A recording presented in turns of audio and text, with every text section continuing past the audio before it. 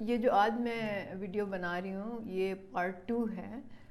کل میں نے ایک ویڈیو اپلوڈ کی تھی، وہ پارٹ 1 تھا، اور اس میں میں نے خان صاحب کی جو 15 نومبر والی جو ان کا ویڈیو خطاب تھا اپنے لانگ مارچ کے شرکاء سے، اس پہ میں نے تبصرہ کیا تھا۔ اور جسٹ ٹو ریکاؤنٹ، اس میں انہوں نے 3 باتیں کہی تھیں جو میرا خیال ہے کہ بالکل غلط ہیں اور لوگوں کے لیے گمراہ کن ہیں۔ اس پہ میں بات کرنا چاہوں گی آج کے ویڈیو میں۔ انہوں نے کہا تھا کہ خوشحالی تب تک نہیں آ سکتی جب تک کہ عدالتوں کا نظام ٹھیک نہیں ہوگا۔ پھر انہوں نے کہا کہ ہم قرضے واپس کیسے کریں گے جب تک خوشحالی نہیں ہوگی، اور خوشحالی کے لیے انصاف کا ہونا جو ہے وہ بالکل ضروری ہے۔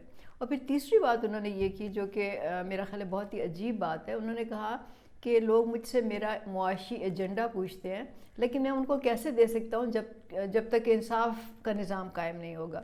اب یہ تینوں باتیں جو ہیں بہت ہی غلط ہیں اور مس لیڈ کرتی ہیں لوگوں کو، تو اس لیے اس پہ بات کرنا ضروری ہے، اور یہ آج کی ویڈیو بیسیکلی اسی کے جواب میں ہے۔ خوشحالی کے لیے سب سے جو امپورٹنٹ کام ہے، جو پہلا ہمیں قدم اٹھانا پڑے گا، وہ پاکستان کو انڈسٹریلائز کرنے کا ہے۔ اس کی وجہ سے نئی چیزیں بنیں گی، امپورٹ ایکسپورٹ بیلنس جو ہے وہ بہتر ہوگا، پھر اس کے علاوہ جابز کریٹ ہوں گے، غربت اس کی وجہ سے ختم ہوگی، اور انڈسٹری لگانے کے لیے ظاہر ہے کہ لوگوں کا تعلیمی معیار بھی بلند کرنا پڑے گا، ان کو سکلز ٹریننگ دینی پڑے گی۔ تو اس سب کو ملا کے پاکستان جو ہے اس میں معاشی خوشحالی آ سکتی ہے اگر اس کو صحیح طریقے سے کیا جائے۔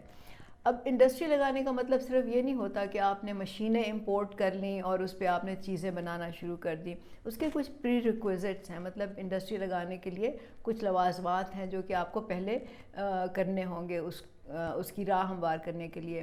اچھا، سب سے پہلے تو یہ ہے کہ ریاست کو خود اس میں دخل دینا ہوگا، ریاست کو خود اس پورے معاملے کا چارج اٹھانا ہوگا، اس کو فیسیلیٹیٹ کرنا ہوگا، اور اس میں انیشیٹو خود لینا ہوگا۔ اس کا مطلب ہے کہ ریاست کا معاشی کردار جو ہے وہ بہت اہم ہو جائے گا۔ اس کے لیے سینٹرل پلاننگ کی بھی ضرورت ہے۔ یہ کام جو ہے یہ کوئی پرائیویٹ سیکٹر نہیں کر سکتا، اور نہ وہ کرنا چاہتے ہیں۔ اب خان صاحب نے خود اپنے خطاب میں کہا تھا کہ پرائیویٹ انویسٹر جو ہوتا ہے وہ اپنے منافع کو دیکھتا ہے، اور بالکل بات صحیح ہے، لیکن معاشی نظام کی بنیاد صرف منافع تو نہیں ہو سکتا نا، اس کی بنیاد، اصل بنیاد جو ہوتی ہے وہ لوگوں کی خوشحالی ہوتی ہے۔ تو تمام جو معاشی نظام ہے اس کا محور ہی لوگوں کی خوشحالی ہوتا ہے، لوگوں کی ترقی ہوتا ہے، لوگوں کی فلاح و بہبود ہوتا ہے، اور یہ بات ہمیں سب سے پہلے اپنے ذہن میں رکھنی چاہیے۔ اور یہ ابھی تک نہیں ہوا، یہ کام نہیں ہوا، اور اسی لیے لوگوں کے نہ مسائل ختم ہوئے ہیں، نہ غربت ختم ہوئی ہے، نہ بے روزگاری ختم ہوئی ہے۔ تو پاکستان میں سب کو معلوم ہے کہ پیسہ کمانے کا آسان طریقہ کیا ہے۔ سب سے آسان طریقہ یہ ہے کہ آپ اسپیکولیشن کریں، آپ زمین خریدیں، اس پہ اسپیکولیشن کریں، آپ اسٹاک مارکیٹ میں اسپیکولیشن کریں، آپ ڈالر کی قیمت پہ اسپیکولیشن کریں، اور اس سے آپ جو ہے راتوں رات امیر بن سکتے ہیں اگر آپ کے پاس آلریڈی اتنا پیسہ موجود ہے۔ تو جو تھوڑی بہت لوگ انڈسٹری لگاتے بھی ہیں وہ کوئی رسک نہیں لینا چاہتے، وہ وہی لگاتے ہیں جس میں ان کو یقین ہو کہ ان کو منافع ملے گا، اور اس کے لیے وہ ریاست کی گارنٹی یا ریاست کی ہیلپ یا ریاست کی سبسڈی یا کچھ اس کا وہ چاہتے ہیں کہ ریاست ان کو یہ شیورٹی دے کہ ان کو اس میں لاس نہیں ہوگا۔ تو پرائیویٹ سیکٹر کو اس لیے انڈسٹری لگانے کی ذمہ داری نہیں سونپی جا سکتی۔ دنیا میں جہاں جہاں بھی انڈسٹریلائزیشن ہوئی ہے وہاں ریاست نے ہی پہلے اس کا انیشیٹو لیا ہے، اور خاص طور سے پاکستان جیسے پسماندہ ملک میں جہاں پہ آلریڈی دولت کی تقسیم اتنی غلط ہے، جہاں آلریڈی امیر امیر تر ہوتا جا رہا ہے، غریب غریب تر ہو رہا ہے، اور آلریڈی دولت کی کنسنٹریشن جو ہے وہ اتنی زیادہ اسٹرانگ ہے، چند ہاتھوں میں ہے۔ تو یہ ہمیں یہ پہلا قدم ہوگا۔ اچھا، دوسرا جو کام ہمیں کرنا ہوگا جس کے بغیر انڈسٹریلائزیشن آپ سمجھ لیں آلموسٹ ناممکن ہے، وہ ہے وڈیرہ شاہی کو ختم کرنا۔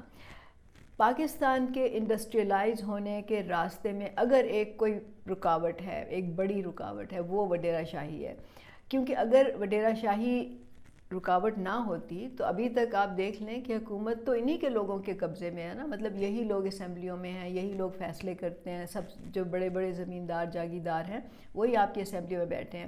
تو اگر یہ چاہیں تو انڈسٹری لگ سکتی ہے، یہ چاہیں تو ترقی آ سکتی ہے، یہ چاہیں تو ملک خوشحال ہو سکتا ہے، لیکن یہ نہیں ہونے دیتے. اور اس کی سب سے بڑی مثال آپ کے سامنے سندھ ہے یا بلوچستان ہے.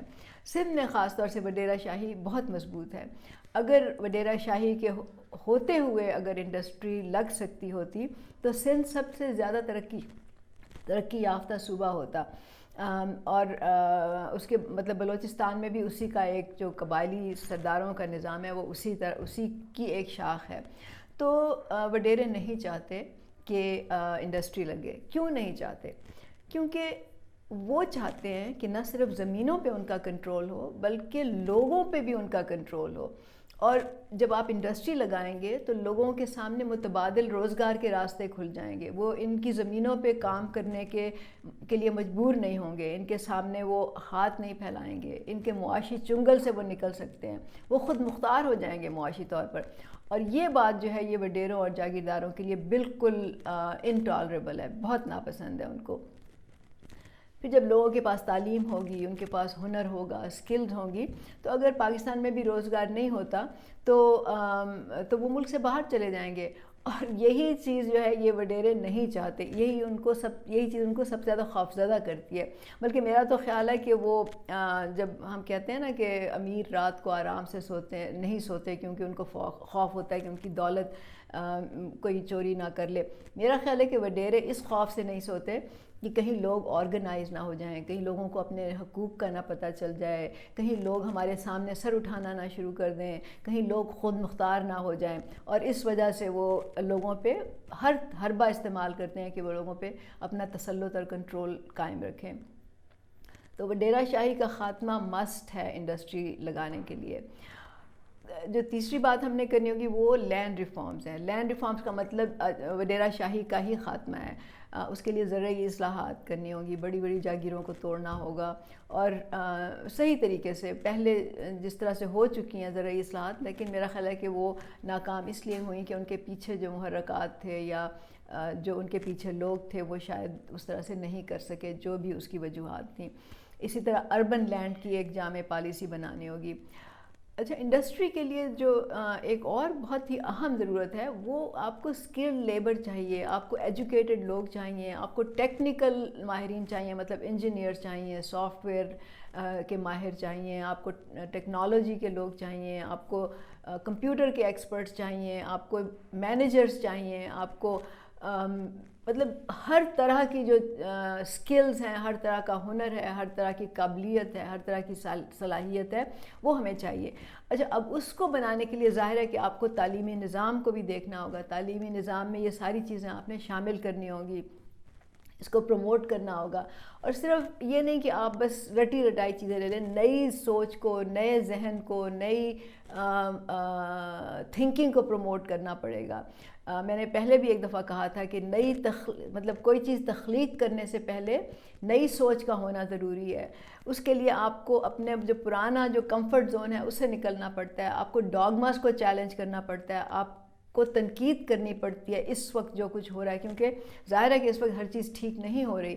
تو جب تک ہم اس کو کرٹیکل نظروں سے نہیں دیکھیں گے، سوچیں گے نہیں، ہم اس کو بہتر بھی نہیں کر سکتے. تو کرٹیکل تھنکنگ، پرابلم سالونگ اور کریٹیو جو صلاحیتیں ہیں ان کو ہم نے پروموٹ کرنا ہوگا. اور یہ کام ریاست کے کرنے کا ہے اور ریاست ہی کر سکتی ہے. ریاست کے پاس وسائل ہوتے ہیں اور اس کے پاس کیپیسٹی ہوتی ہے، اس کے بعد اتھارٹی بھی ہوتی ہے. اس کے بعد جو ایک اور چیز ہم نے کرنی ہے وہ بہت ضروری ہے، وہ یہ کہ عورتوں کے لیے ہم نے برابری کی بنیاد پہ تعلیم اور روزگار کے راستے کھولنے ہیں. اگر کوئی یہ سمجھتا ہے کہ کوئی بھی قوم، اس کی آدھی آبادی کو آپ جاہل رکھ کے، آپ گھروں میں بند کر کے، آپ ان کو معاشی خود مختاری سے محروم کر کے، ان کی آواز کو آپ قومی فیصلوں میں شامل نہ کر کے کوئی قوم یا ملک ترقی کر سکتی ہے، تو میرا خیال ہے کہ وہ کسی اور دنیا میں رہ رہا ہے. یہ بالکل خام خیالی ہے.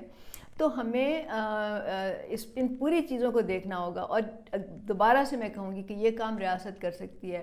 ریاست ان نئے آئیڈیاز کو پروموٹ کر سکتی ہے، نئی تھنکنگ کو پروموٹ کر سکتی ہے، اور لوگوں کو یہ راستہ دکھا سکتی ہے کہ وہ ان کے ذہن آزاد ہو جائیں، ان کے جو شیکلز ہیں ان کے نہ صرف ہاتھوں جسمانی شیکلز نہیں ذہنی شیکلز ہیں اس سے ان کو آزاد کرنا ہوگا۔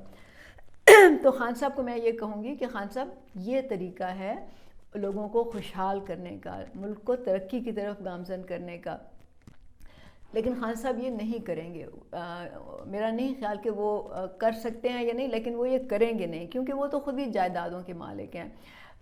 وڈیروں سے ان کی دوستیاں ہیں، مطلب سندھ میں بھی جو ان کے لوگ ہیں وہ وڈیرے ہی ہیں نا، اور ان کے ارد گرد جو تمام امیر لوگ ہیں وہی وہ بھی سرمایہ کاری کر کے منافع ہی کمانا چاہتے ہیں۔